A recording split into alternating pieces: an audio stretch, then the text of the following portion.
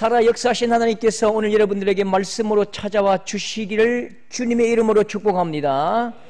하나님의 음성이 들리고 하나님을 인격으로 경험함으로 여러분 인생의 삶에 막힌 것들이 열려지고 모난 것들이 풀려지고 또 육신이 치료되는 놀라운 복된 시간 될 수 있기를 주님의 이름으로 축복합니다. 아멘. 선배 한 명이 이제 운동을 하다가 다리가 자꾸 아픈 거예요. 다리가 아프면 파스를 발라야 되죠. 물파스. 좀 더 아픈 거예요. 그러면 무슨 파스를 발라야 되죠? 꼬부라진 파스를 바르는 거죠. 꼬부라진 물파스. 그래도 더 아픈 거예요. 그러면 무슨 파스를 발라야 되죠? 후끈후끈 신신 파스를 이제 바르는 거죠. 그래도 자꾸 이상하게 쩔뚝쩔뚝 거리는 거죠. 이제 그 병원 가니까 연골이 문제가 있다고 해서 연골 치료를 받았습니다. 더 힘든 거예요. 나중에는 이제 걸을 수도 없게 되니까 또 병원 가니까 혈행에 문제가 있다고 혈관을 좋게 하는 그 치료를 받았죠. 나중에는 몇 달 지나니까 더 심해져 가지고 걸을 수가 없고요. 이 붓기가 심각한 거예요. 큰 병원 가서 이제 진단을 받았는데 뼈에 암이 생긴 것입니다. 뼈암이죠. 그러니까 이제 그 의사 선생님이 빨리만 왔으면 그걸 끌어내면 되는데 끌어내고 수술하면 되는데 너무너무 안타까워하면서 이제 다리를 절단을 했습니다. 이제 근본적인 원인이 있는데 이제 증상만 치료하면 이게 문제가 해결이 안 됩니다. 제 아는 저기 아주 오래전인데 부산에 사회 갈 때 한 집사님 아들이 배가 아프다고 자꾸 학교 안 가다니까 겔포스를 먹였다고. 겔포스. 제가 그때 물었다. 왜 겔포스 먹이느냐 애한테. 두통엔 개보린, 잇몸엔 인사돌, 복통엔 겔포스, 상처엔 후시린. 그 답이잖아요. 그건 현상이죠. 나흘을 계속 겔포스만 먹인 거예요. 학교에서 애가 쓰러져 버렸습니다. 이게 맹장이 터진 거예요. 맹장이. 생명이 위독했죠. 배 아플 때는 겔포스가 아니고요. 그 병원 가봐야 돼요. 병원 가야 돼요. 우리가 살면서 이 현상이 있거든요. 현상이 있고 실체가 있습니다. 현상이 있고 그 뿌리인 실체가 있는데 현상으로만 판단하면 이게 사람 잡을 일이 생기는 거죠. 현상을 일으키는 뿌리에 근본적인 문제가 있습니다. 그걸 치료해야 진짜 해결되는 거죠. 우리 삶도 마찬가지입니다. 우리 몸뿐만 아니라 우리 인생 전체에도 현상이 있다고. 여러 가지 많이 드러나는 두드러기와 여러 가지 많은 아픈 곳이 있다고요. 근데 이게요, 자꾸만 현상을 바라보면 근본적인 해결이 안 됩니다. 악한 문제의 뿌리를 찾아 들어가야 되고 그 뿌리를 잘라버려야 되고 치료해야 진짜 우리 인생도 회복이 일어나지요. 오늘 말씀을 보면 이 야곱의 가정에 굉장히 머리 아픈 문제, 더 나아가서 이 야곱 머리가 깨지는 문제가 자꾸 생깁니다. 야곱 가정이 겪고 있는 이 문제를 한번 보십시오. 문제를 이렇게 시작합니다. 43장 1절에 그 땅에 기근이 심하고 그들이 애굽에서 가져온 곡식을 다 먹음에 문제가 뭐라고요? 가뭄이 심했다. 땅이 쌀 한 톨 안 내주더라. 풀 한 포기 안 주더라. 몇 달 전에 애굽 가서 쌀 팔아왔는데 그거 다 떨어졌다. 바닥났다. 야곱 가족 70명 종들 가축들 전부 굶어 죽게 생겼다. 그게 이제 문제지요. 사실 좀 더 심각한 문제가 있어요. 무슨 심각한 문제냐면 창세기 42장 24절에 자 보십시오. 그들 중에서 시몬을 끌어내어 그들의 눈앞에서 결박하고. 어떤 내용인지 아시죠? 우리 창세기 그 요셉 이야기 공부하신 분은 알 겁니다. 앞에 몇 달 전에 쌀을 사러 갔다가 한 명이 못 돌아왔습니다. 10명이 갔는데 한 명이 못 돌아왔다고요.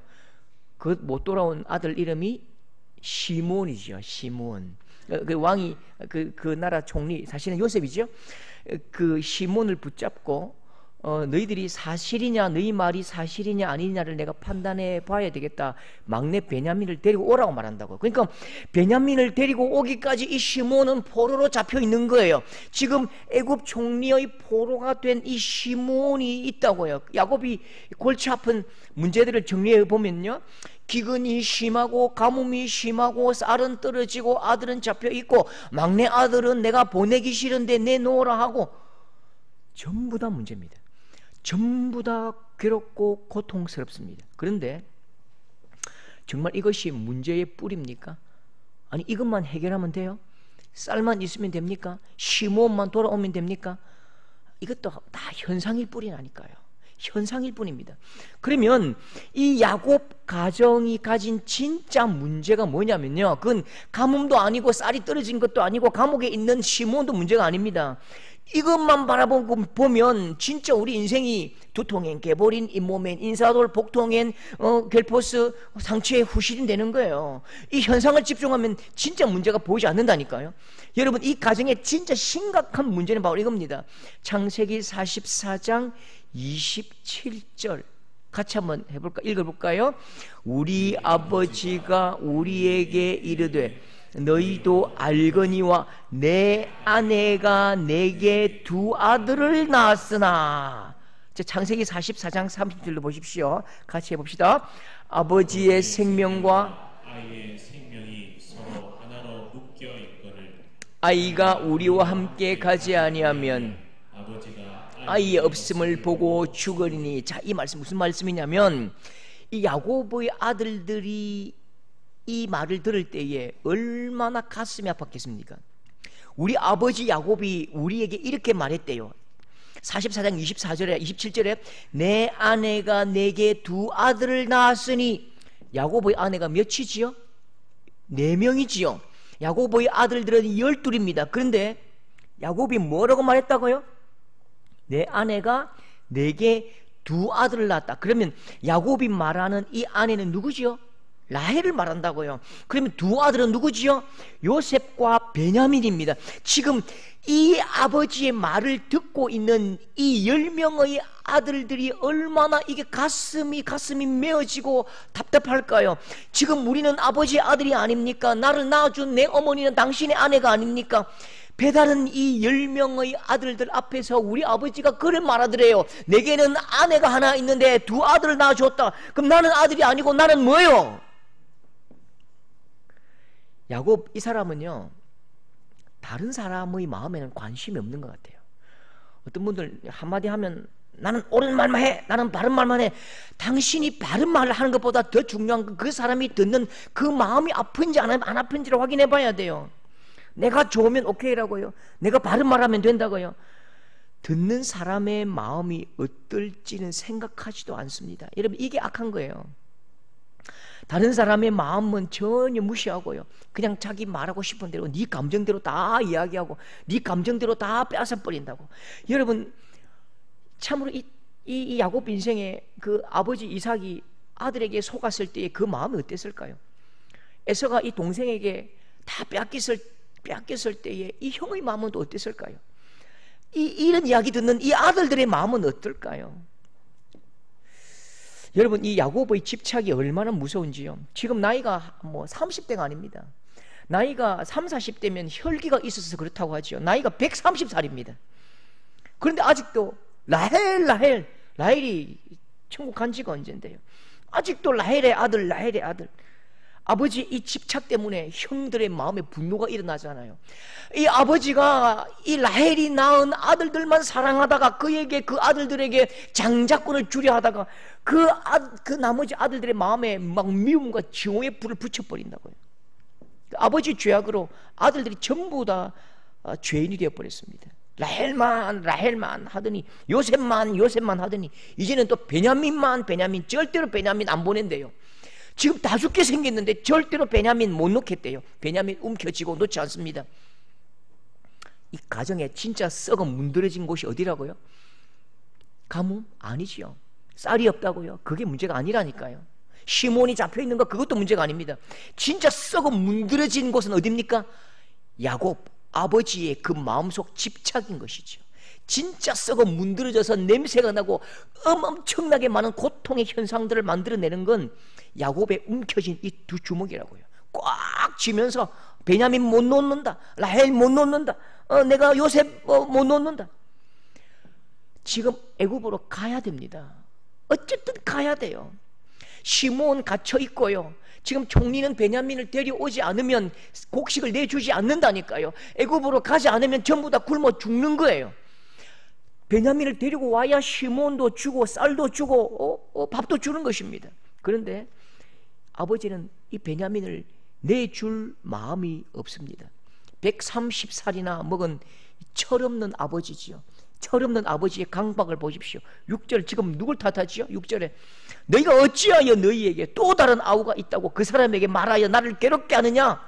이 말의 마음을 아시겠습니까? 내가 지금까지 꼭 붙잡고 있었던 그 라헬 할 수 없이 죽음이 이 손을 놓게 만들었잖아. 그렇게 사랑하던 요셉 또 내 손이 그냥 떠나보냈잖아. 이 베냐민은 안 돼, 베냐민 안 돼, 베냐민 없으면 나도 죽어. 이 손에서 놓지 못하는 이 베냐민이 야곱의 삶의 인생의 오직 한 가지 이유입니다. 야곱의 목숨과 붙어 있대요. 문제가 풀리지 않는 가장 큰 이유는 이거라니까요. 이스라엘이 이르되 너희가 어찌하여 너희에게 또 다른 아우가 있다고 그 사람에게 말하여 나를 괴롭게 하느냐? 지금 누구에게 책임을 돌리지요? 베냐민이 있다고 네가 왜 말을 했냐? 네 입이 문제라는 거지요. 베냐민을 네가 말해가지고 이런 사단이 났는데 네가 문제야, 문제. 온 땅을 메마르게 한 날씨가 문제야, 가뭄이 문제야, 쌀이 없는 가난이 문제야, 문제야, 문제야. 여러분 그렇지 않습니다. 문제는 현상에 있는 것이 아닙니다. 문제는 야곱 속에 있는 것이지요. 문제는 진짜 썩은 문드러진 문제는 야곱 가슴에 자라난 이 암덩어리지요. 하나님 없어도 라헬만 있으면 돼. 하나님 없어도 요셉 있잖아. 하나님 없어도 베냐민만 손에 움켜진 이게 여러분 참 이게 모든 문제의 근원이고 뿌리고 악의 원천인 것입니다. 사람은 누구나 손에 쥡니다. 여러분도 손에 꼭 쥐고 있는 것 있지요. 사람은 누구나 손에 꼭 쥐고 있어요. 자기 마음에 중요한 것, 소중한 것 손에 쥐고 있으면 안전할 것 같은 것 꼭 쥐고 있다고요. 야곱에게 그건 라헬이었고 요셉이었고 베냐민이었고 그거 꼭 쥐면 인생의 모든 답을 가진 것 같았다니까요. 손을 놓지 않으니까 풀리지 않는다고요. 손을 놓지 않으니 풀리지 않는 거지요. 우리 그런 이야기 아시잖아요. 어느 정글에서 원숭이 사냥하는 방법이 있대요. 사냥꾼이 항아리에다가 조그만 구멍을 뚫어놓고 그 안에 땅콩을 집어넣습니다. 빈손은 들어갈 수 있지만 주먹을 쥐면 나올 수 없습니다. 원숭이가 그 땅콩이 먹고 싶어서 손을 집어넣고 한 줌 움켜쥡니다. 아무리 손을 빼려 해도 빠지지 않아요. 사냥꾼이 옵니다. 사냥꾼이 오면 빼야지요.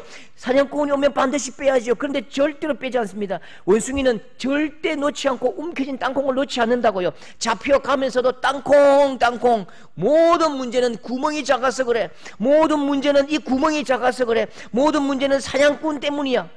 그렇게 사냥꾼 때문에 항아리에 구멍이 작아서 그래. 아니죠. 네 놓지 못하는 손이 문제라니까요. 야곱도 손이 문제입니다.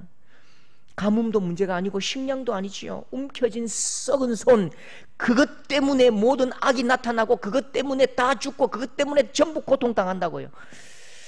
우리 옛날에 권투 경기 자주 봤는데 권투 경기할 때에 이제 상대를 막 몰아붙이죠. 라이트, 레프트, 잽 펀치 달리면서 소낙비같이 막 퍼붓습니다. 정신을 차리지 못하게 막 퍼부으면요 선수를 코너로 딱 몰아버려요. 계속 몰아붙이면 수건을 딱 던집니다. 그럼 항복이죠. 오늘 하나님도 계속 몰아붙입니다. 끝까지 몰아붙이죠. 야곱이 정신도 차리지 못하게 레프트 라이트 잽을 막 날립니다. 끝까지 야곱을 코너로 몰아가니까 코너로 몰리니까 드디어 야곱이 항복을 하고 수건을 던집니다. 항복 선언을 합니다. 창세기 43장 14절 야곱의 항복 선언이지요. 함께 읽읍시다.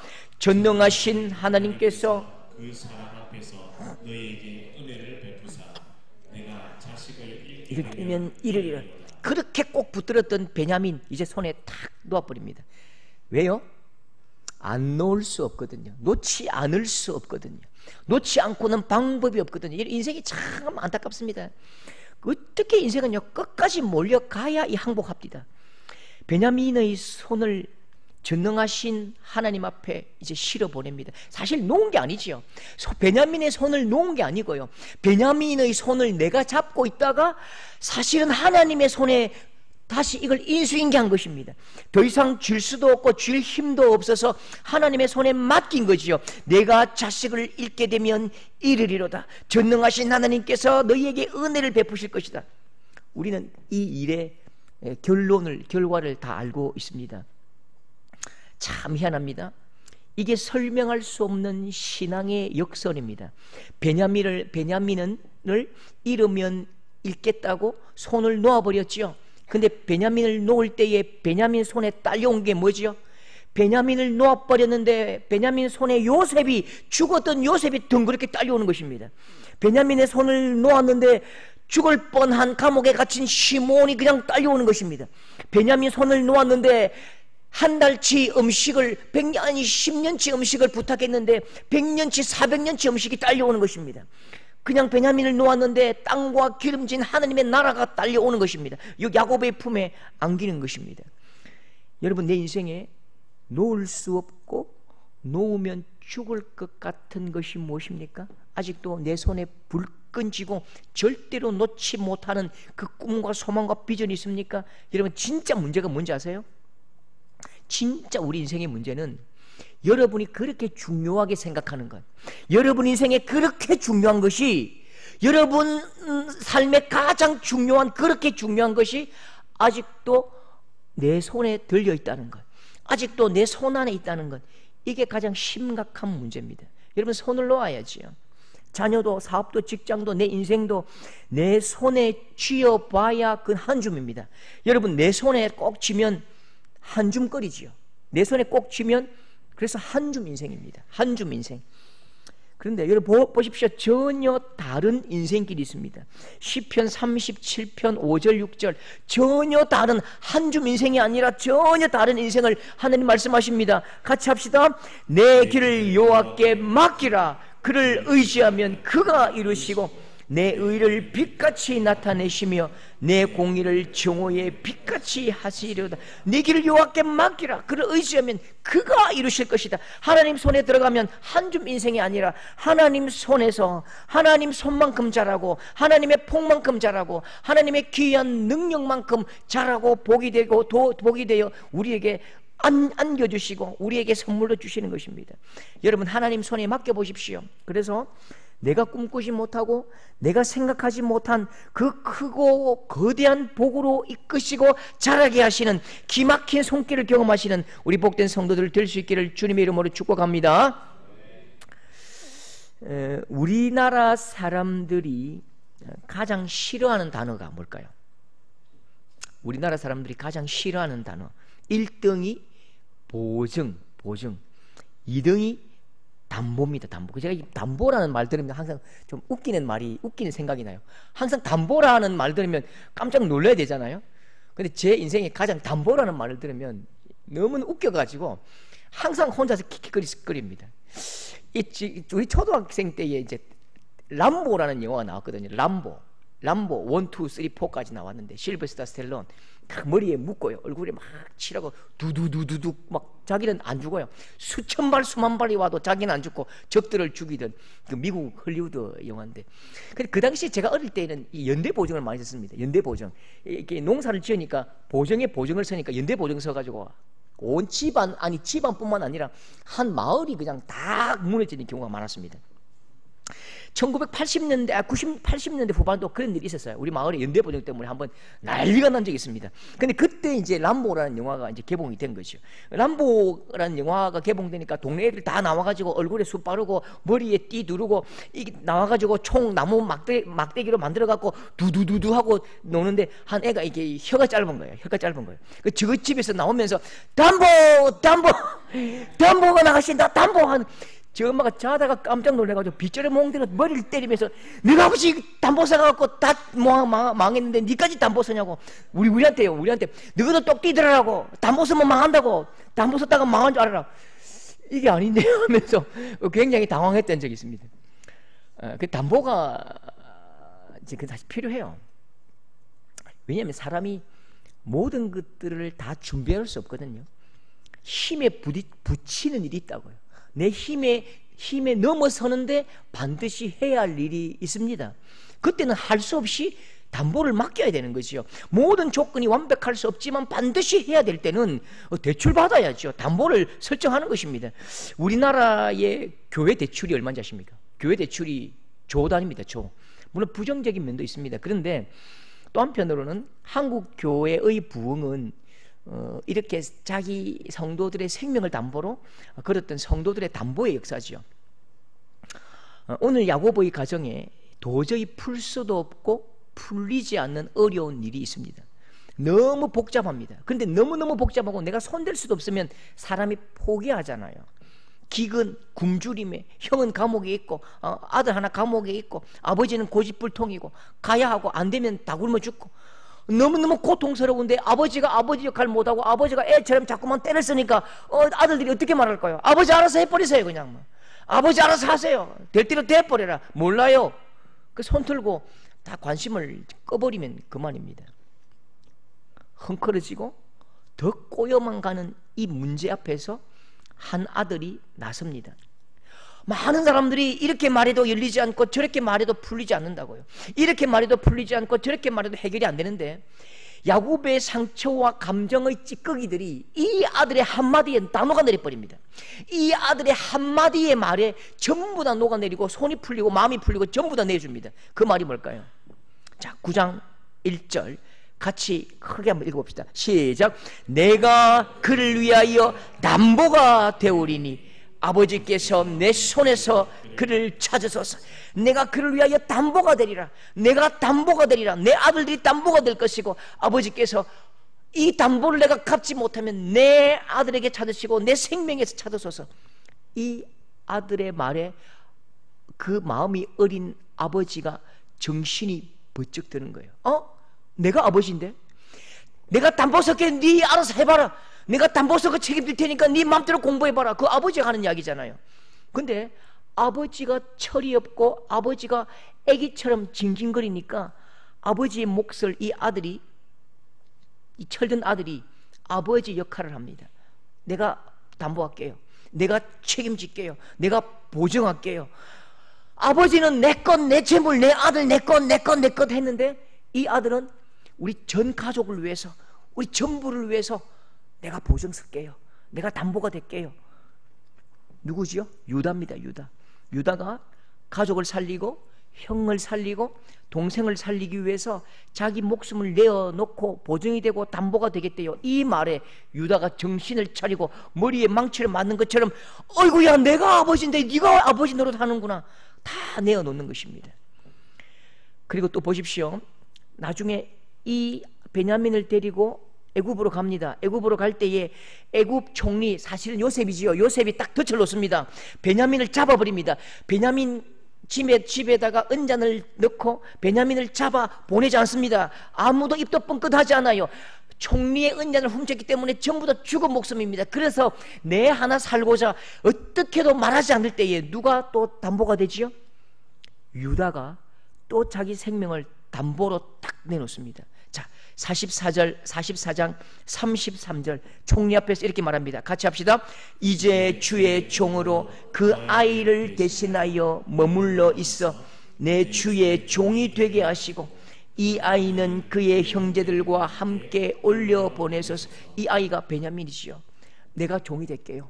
내가 종이 될게요. 내가 종이 되어서 여기 있고 노예가 되고 팔려가고 내가 종살이 하면 되니까 이 동생은 올라가야 됩니다.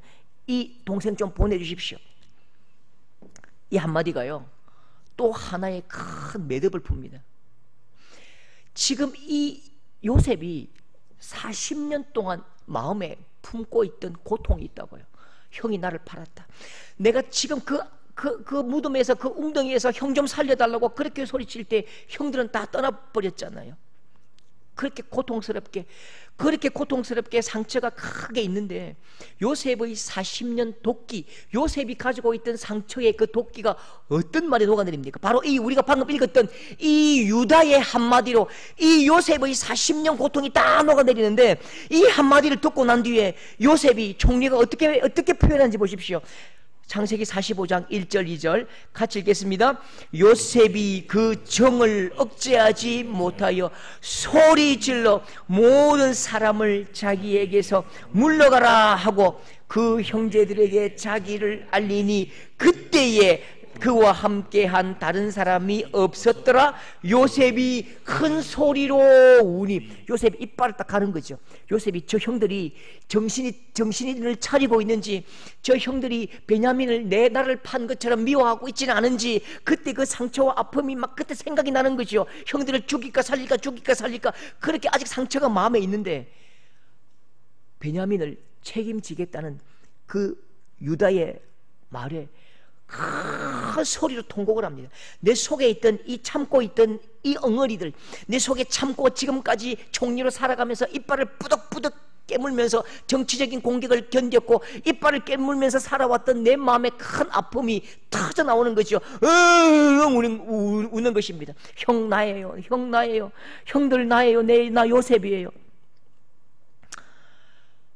힘들고 어렵게 꼬인 이 문제가요, 어렵게 꼬인 이 마음의 상처가 담보가 되기로 결정한 그 유다의 결심과 그 아픈 말 한마디 때문에 다 풀리는 것입니다. 다 풀립니다.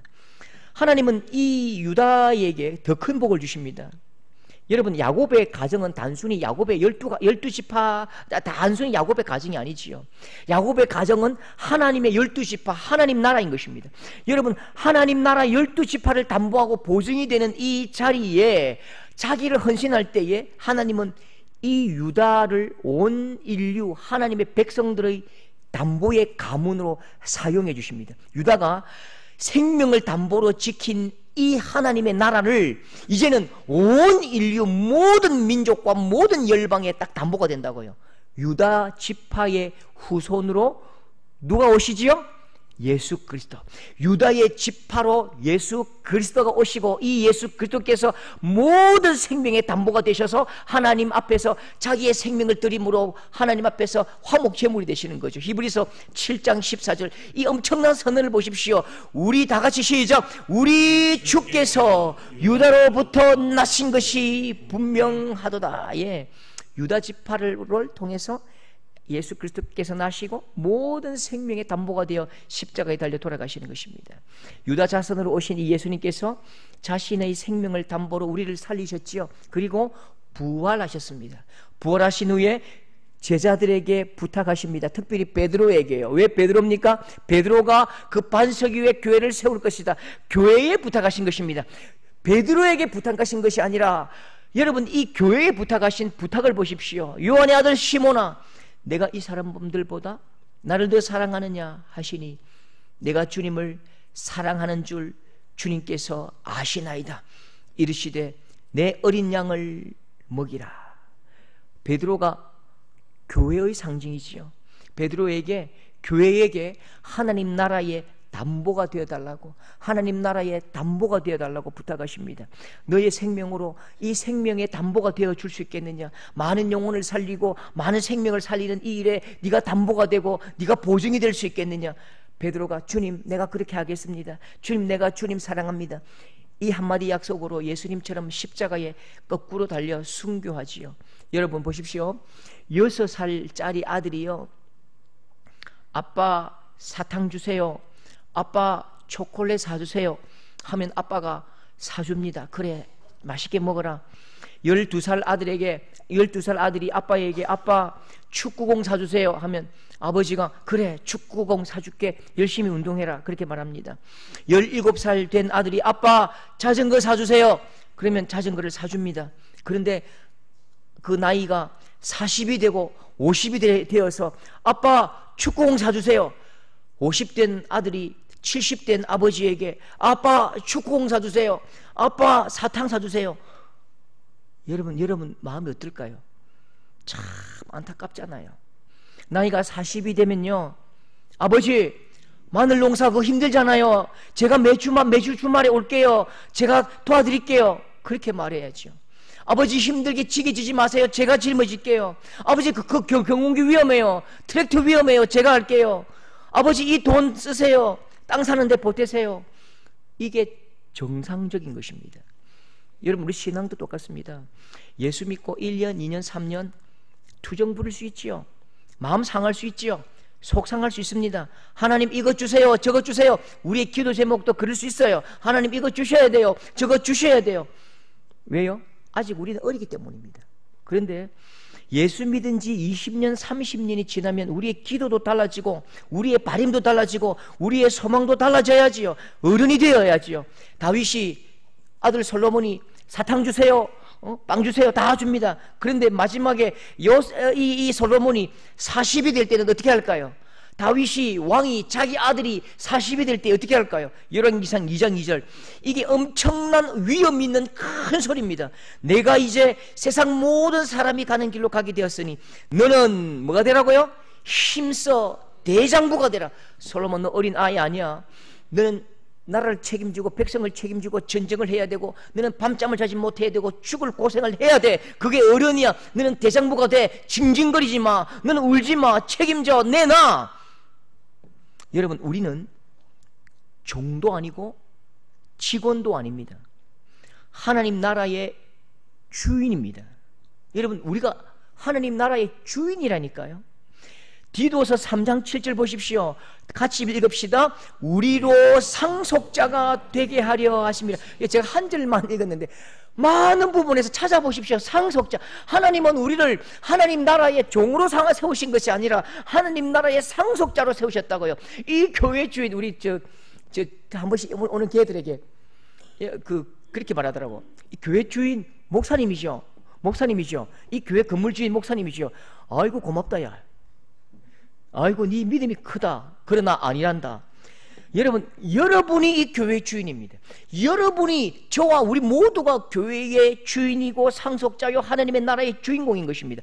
저와 여러분이 하나님 나라의 장남인 것이요, 장녀인 것이요. 하나님, 이전에 기도 제목도요. 하나님, 우리 가문이 하나님 나라의 담보가 되게 해주십시오.